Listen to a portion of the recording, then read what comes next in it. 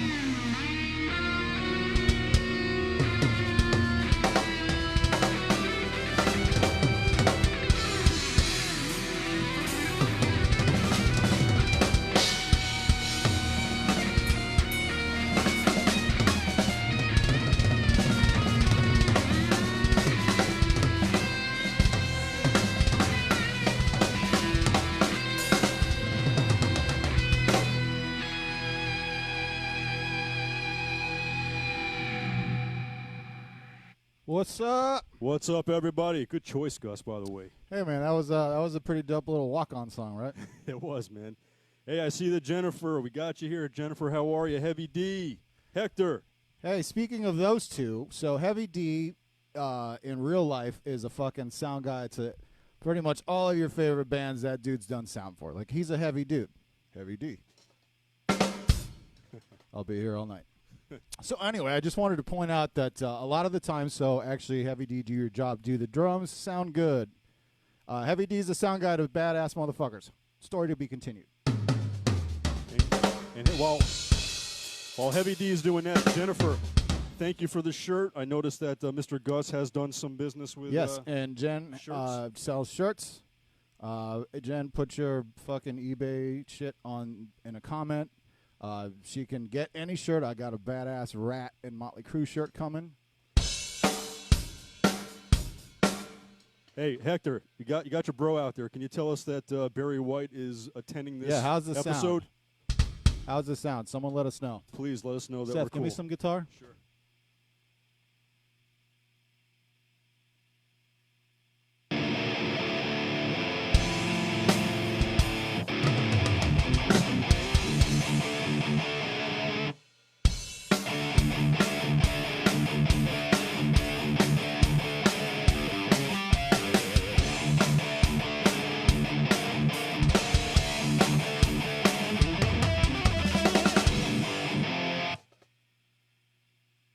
What was that? Okay, so anybody tell us if it sounds good or not. Sometimes there's technical difficulties, and before those arise, we would just like to nip it in the bud. Drums sound excellent. No Barry. Hector, thank you. That's what we were looking to hear. Okay, so we are all systems go. Okay, so now that we know that that's good, pardon the lo-fi. So anyway, Heavy D, fucking killer sound guy, has a company in Europe where he's got like his own fleet of fucking Sprinter vans, and he's like a one guy shop for tour. He'll fucking provide you like some backline and fucking get your merch sorted, drive you, fucking make sure you're not dead, all that shit. So, and like all of us in the music industry, he is shit out of work. Corona fucking victim. So much like Seth and I, exactly, we're unemployed because of the virus, and but he made some shirts Heavy D, if you're there, fucking put a link there. He's got this killer design. It's a rad shirt, but it's a cool shirt. So it's like you get a killer shirt and he gets a little help, which we could all use. So buy shirts from Jen and buy shirts from Heavy D. Well said. Heavy D, if you have one in a medium or large, I'll go ahead and send you some money and take one off your hands. I'll do the order with you. And I think my buddy Jordan wanted to order some, so maybe we could all save on shipping. Yeah, because that's coming from overseas, so that's fine. So, yeah, maybe if you guys want to order some shirts and you're here local, kind of DM me. Follow me on Instagram at Gus Rios Drummer, and maybe we can figure out how to get some shirts here stateside. Well said. Thank you, Gus. Josh Smith is calling for some play In My Darkest Hour. I kind of know the beginning for a second. Well... Okay, I guess we can knock that out real quick. Hey, man, if you feel so inclined, look on the bottom, man. Send $5, send $1, send anything to my Venmo, my PayPal, anything like that, and you'll be helping us out. So, thank you. Anything's appreciated, guys.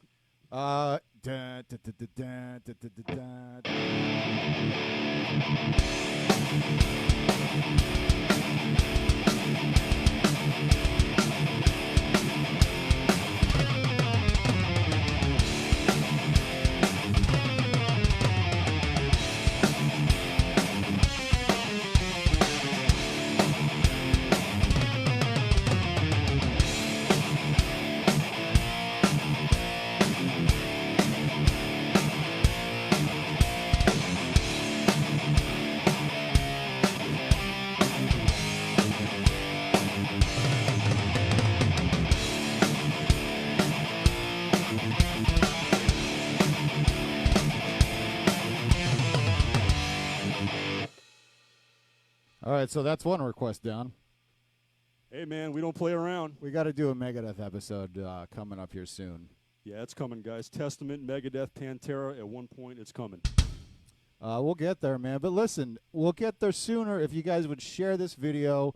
We need to grow this to be able to continue doing it, man, because, this is a lot of work. Like today, we spent a couple hours before, yesterday a few hours, and literally right before we went on, he learned a fucking new riff, and we're playing it live in front of all you motherfuckers. So, I mean, we're doing our due, man, to fucking make your guys' day suck a little less. So it costs you nothing to just share this, tell your friends about it, man. That would fucking really help us out. Follow me on Instagram. Like, that kind of shit matters now. We do this for you guys. Just help us out a little bit. So, on that note, this is the Gus and Sethmetal Show. And today we are talking about, I'm going to fucking say that this band for me in the hierarchy of death metal, man, is probably top 3 to 5. And their record-consuming Impulse is also probably top 3 of all motherfucking time.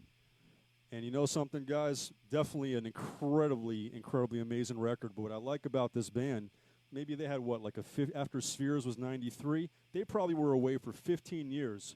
Came back with Resurrection Macabre, I think. Dude, I just listened to that. Yes. Anyway, listen, the band is fucking Pestilence. We're going on Pestilence from Holland, the Netherlands, and we fucking love them. You guys love them, and let's anybody. What Pestilence songs you guys want to hear? Is Patrick in the house? Let's see if Patrick's in the house. Maybe he can answer some questions for you guys and shit. I'm looking. Patrick, where are you? Patrick, are you out there today? It'd be kind of cool to, like, if he's there, because I got fucking questions, I mean, Gruesome played, I'll say this about Pestilence. Gruesome played with Pestilence, I think, last year, and their drummer fucking smokes. Bass player's great, like, the band, and they played a shit ton of old stuff, and, dude, they're playing, like, better now than ever. Like, musicianship is at top notch. They're playing the killer tunes. I mean, that band is killer. And Patrick sat and chatted with Daniel and I for a while, man. Fucking super awesome dude. It's always nice, and I got Consuming Impulse in 1989. Damn, I was right? 11 years old. But I remember going to, what's the name of that store that was on the corner of Atlantic and There was one called it was not Sound Warehouse. There was another one. No. This was a little mom and pop place that was on the corner of Atlantic Boulevard and 441. Don't remember that one. Shit. Hector, what was the name of that store that's where the Walmart is now? Anyway, I went in there, and I remember seeing this sticker, and I feel like it's the first time that I saw a cassette with, the little sticker on it, and it said, ultra brutal death metal from Holland. And it was like, in 1989, like, that was a legit, we're going to label it on records term, death metal. Death metal by 89 was like a bona fide, it is not thrash metal. And when you listen to fucking Consuming Dead, I mean, that is death metal at its literal finest. Gus, guys, I don't know what you think. Please share us your thoughts. What's your favorite Pestilence record? For me, I think it's the progression. I like the idea that this band, in stages, clearly they proved with the thrash death thing that they were awesome. Martin was great. But then just a little bit after that, here comes, Patrick filling in some heavy shoes. Oh, I love his vocals on Testimony, for sure. And he kind of had like a little bit of an influence maybe from a couple of different areas, but he also had his own thing. And I love it because it was creepy.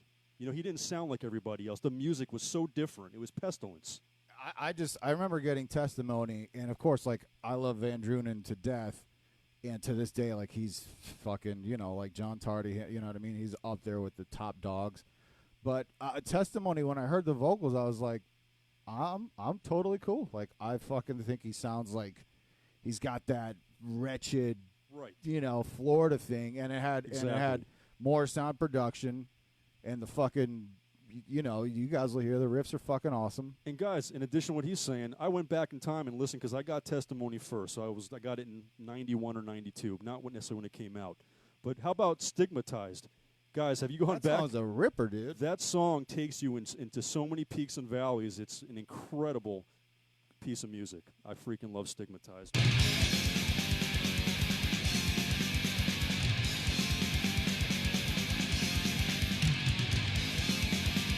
I mean, that's fucking... That dude's cooking. Hey, Gus, Nicholas Barker says Consuming Impulse. Hey, man, what's up, Nick? We got some of that shit coming for you, brother. Nicholas is a beast. Yeah, that motherfucker can play some drums, too. No pressure. Yeah, no pressure. Nicholas, I remember watching when you played on the Puritanical Misanthropic Euphoria. That was awesome. And I drove to Tampa from Coral Springs just to buy that album and hang out at that store before they closed down. And I saw the video of Nick playing. What an animal. You know what that makes you, Seth? That makes you a bona fide metalhead. And that's the thing about metal. Like, metal, it's outside of it, it's so viewed as this, like, negative fucking, horrible thing or whatever. And it's like, dude, I have not seen something bring people together in such a positive way in any shape or form. Like, people will say, well, religion does that. Yeah, but it hurts a lot of motherfuckers, too.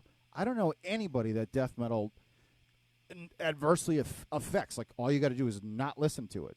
But if you do listen to it, you're invited into this brother and sisterhood that, like, like today, we're all fucking hanging out. Goddamn, Nick Barker's fucking watching this shit. You know what I mean? Like, fucking awesome, dude. Because of fucking heavy metal, dude. It is. And you know what? There are no parameters. Can I get an amen?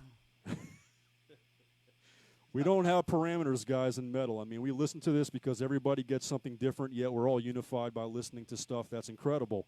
And it usually goes back to... Can I get an amen? I got effects now, motherfuckers. Dude, Gus is getting technical, man. Can I get an amen? Hey, man.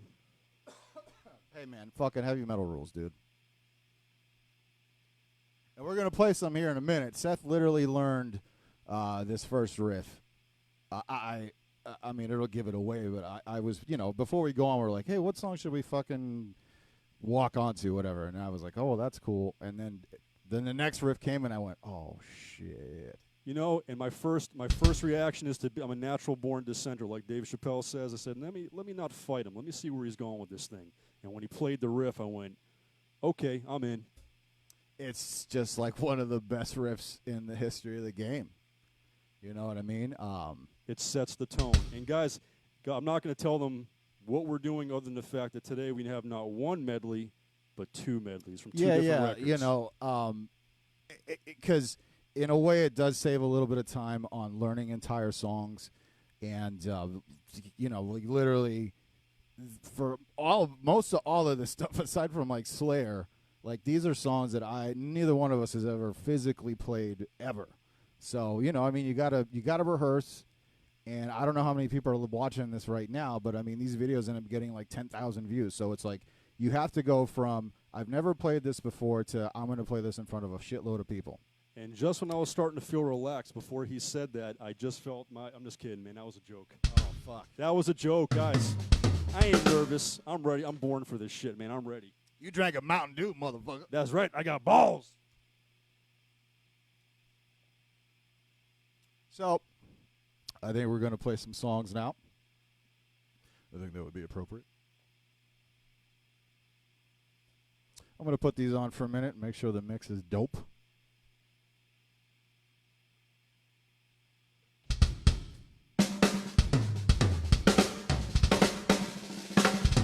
Shout out to Tama Drums, Sabian Cymbals, Evans Drumheads, Vic for Sticks. I got Ultimate Ears UE11s on, and then I got these Vic Firth isolation shits. And guys, I'm going to do the same thing, except I'm not endorsed by any of them. Let's go a shout out to Shure SE215s. A shout out to a 27-year-old amplifier called Marshall JCM 900 Fuck SLX. yeah, dude, that amp is so good. And my Schecter Banshee GT. Play some real. Let me hear that amp by itself. That fucker sounds good. Listen to this amp, y'all.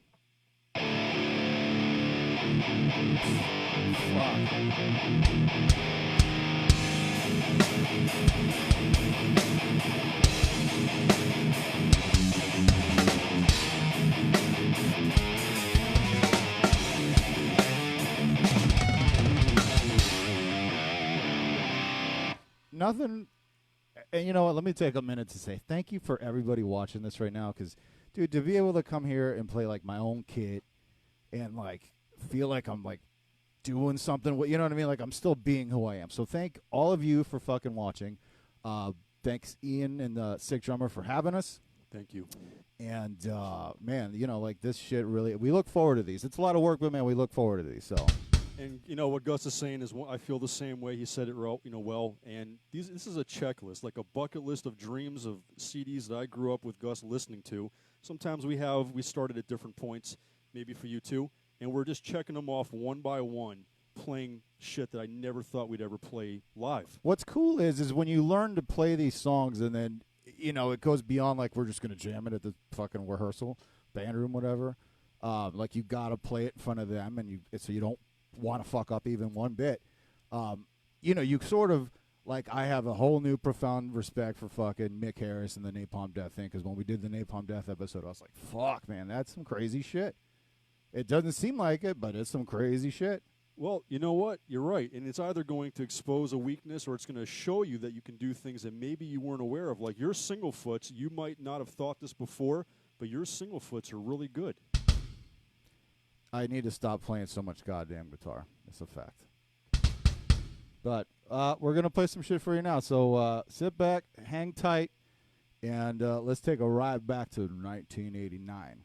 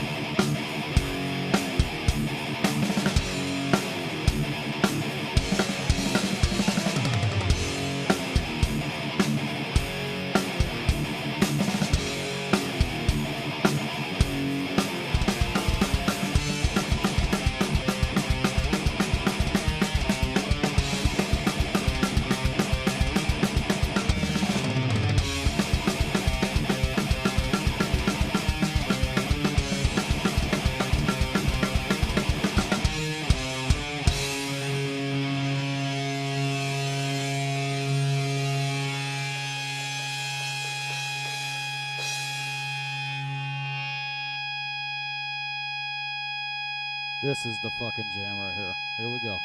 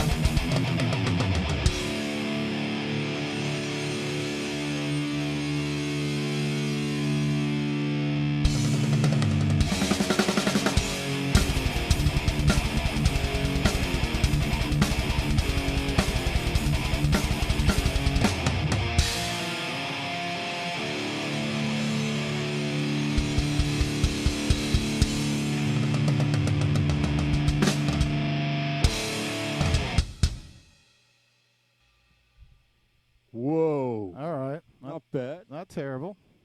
Guys, I'm going to change out my guitar for this next medley. So, I don't have the fucking thing, so are there any comments? Anybody hanging out? What's going on? How you guys doing? How'd that sound? All right. Hopefully we got some good feedback. There's a couple of parts. I mean, like I said, we just learned this shit this afternoon. Totally, man. And adding that last ass end, I said as we were walking on. Hey, you know what, man? I'm not going to be critical of what we do anymore because I realize that I'm okay with making a few little mistakes. We do it quickly, like you said. If we did this shit for a week, we would probably not even make a mistake. Everybody loves it. Great. Amazing. Thank you, Jennifer. Thank you, Camille. Right on. Thanks, guys. Appreciate it. Thank you very much, guys. Thanks for Pestilence for fucking writing them shits. Yeah, right. Thank you, Pestilence. Sounds fun.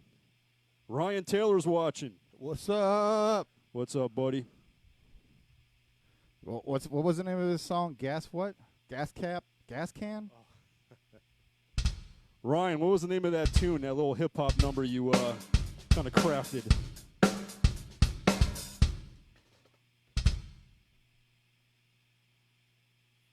All right, what do we got going on, Seth? Ryan Taylor's flexing, but he's not saying the name.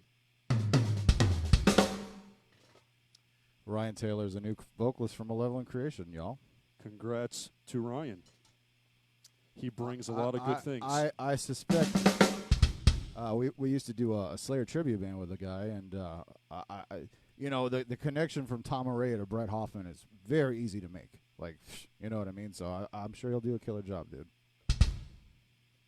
You know what I love best about this kid, man? Ryan, you're watching. I'm not saying this just to blow smoke up your skirt because I really mean what I say. This kid is an old soul. He's only 23 years old. Oh, the motherfucker shows me thrash bands. Yeah, he knows so much about these obscure things. That's what we have in common, guys. We genuinely like MOD, Method of Destruction, right? Dead End. How many of you guys like the song Dead End from MOD? I'm waiting. What was the song that they made a video for?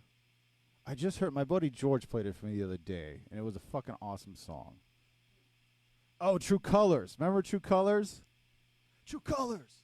Which album is that from? I don't remember. But they made a video for it. It was a fucking killer song. Fucking killer crossover, dude. We got to do a DRI like crossover skateboard episode, man. I mean, I got these bitches hanging all over the wall here. We got to show some respect. I'm down. To the fucking skateboards. All right, well, it's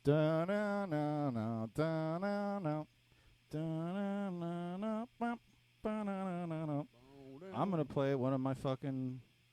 You know what I'm going to play for some people that, in case you guys haven't heard it? This is from a record call. I just heard this song last night, and I'm going to share it because I was like, damn, man, this song is fucking pretty badass. So this is actually from Resurrection Macabre record from Pestilence. This song is badass. Check the song out. Detox. Dude, them vocals are sick. Insane. Detox. Sethmetal as shit.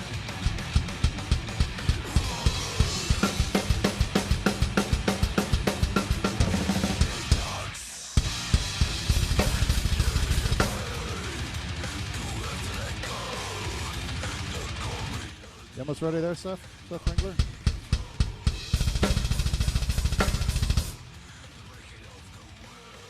Fuck it. I think that's Pete Wildoer on the drums on this record.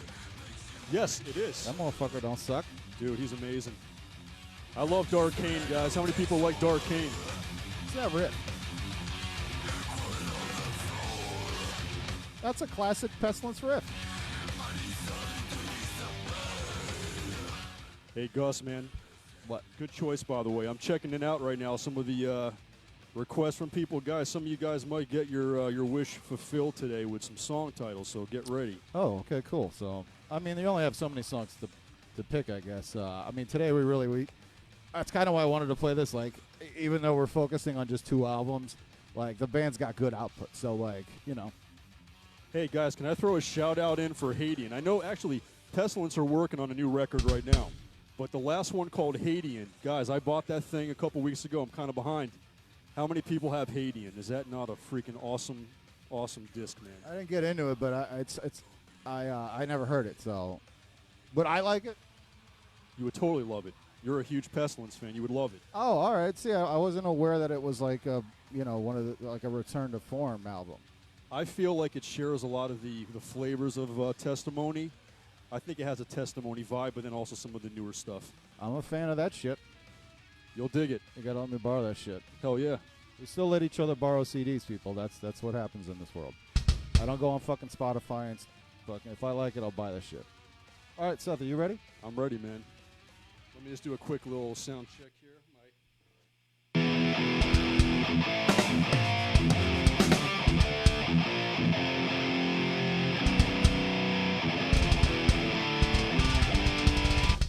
Guys, that. Go ahead. Are you ready? I'm ready. Okay, so we are going to do another little fucking batch of songs. Hopefully you guys like it. Like to hear it? Here it go.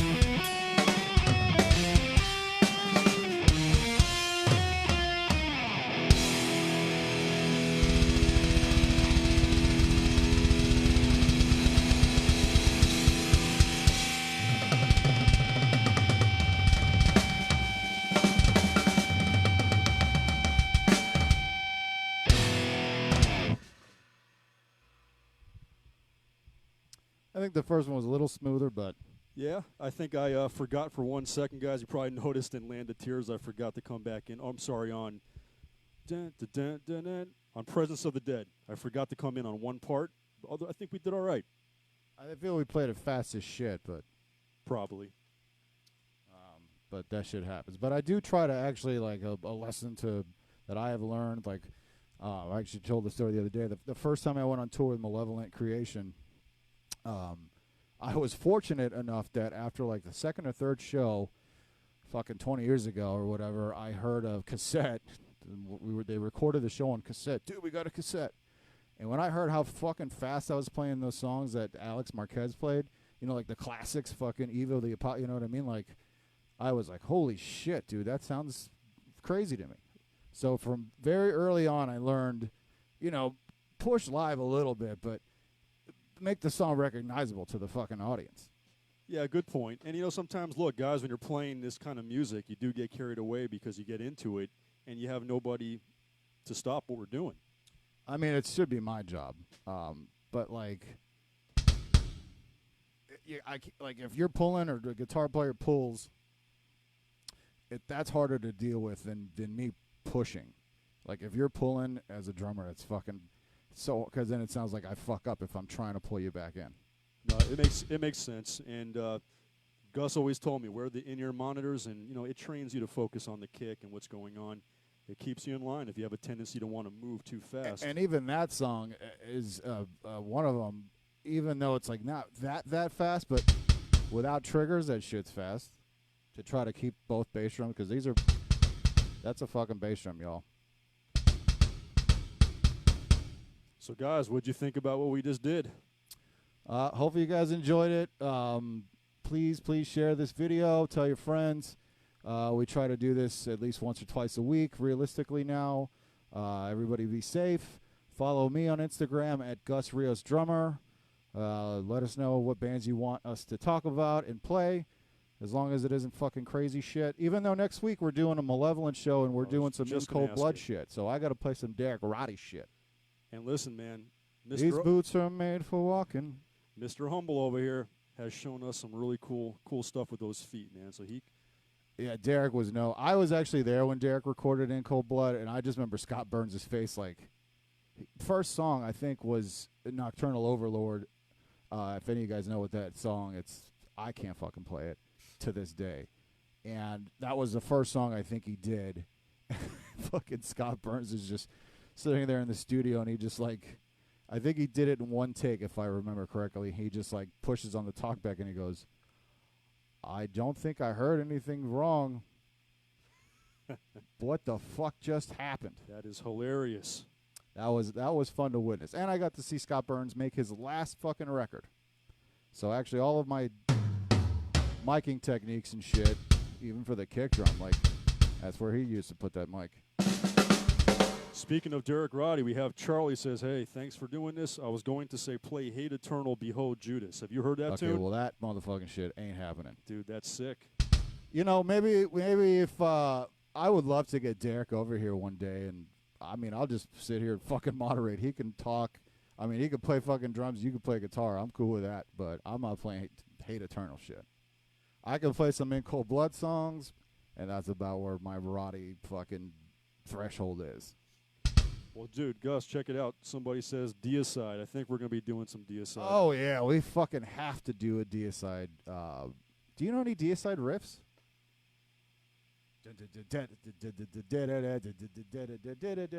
Come on, we can give him a minute of a fucking Deicide song.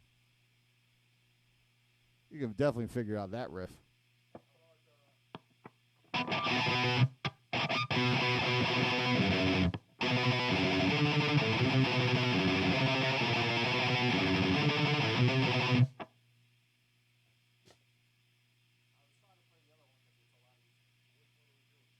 The song. What's the name of it? I don't know the riff.